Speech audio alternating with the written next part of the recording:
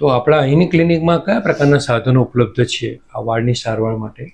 સો આપણા ક્લિનિકમાં એક્યુરામાં બેઝિકલી એક ટ્રાઇકોસ્કોપ કરીને સ્કોપ છે જે વાળના જડને રૂટને જોઈ શકે. એટલે આપણે એને સ્કાલ્પ પર મૂકીએ તો આપણને વાળની ડેન્સિટી, થિકનેસ ખબર પડે. એના પરથી આપણે નક્કી કરી શકીએ કે હા વાળમાં કેટલી ટ્રીટમેન્ટની જરૂર છે.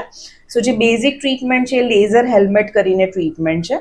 એક હેલ્મેટ આપણે સ્કાલ્પ પર મૂકીએ અને લેઝર લાઇટ વાળને મજબૂત બનાવવા માટે હેલ્પ કરે. એના સિવાય એક હેર રૂટ થેરાપી છે, બાયોટીન અને એમિનો એસિડ કરીને વિટામિન્સ આવે. બેઝિકલી વાળ માટેના મુખ્યત્વે વિટામિન, પ્રોટીન્સ આવે.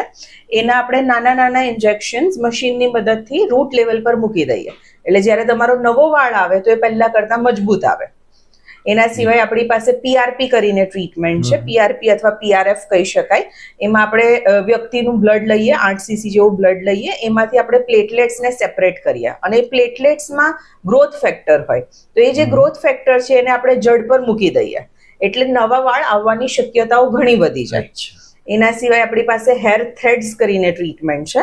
નાના નાના પતલા સુચર મટીરિયલ આવે એટલે જ્યાં ગાડી રૂટ લેવલ છે ત્યાં ગાડી અમે કોલેજનના થ્રેડ્સ નાખી દઈએ જેથી એની ફરતે નવા હેર આવી શકે. સો વાળ ખરતા અટકાવવાની ટ્રીટમેન્ટ પણ છે અને નવા વાળ લાવવાની પણ ટ્રીટમેન્ટ છે.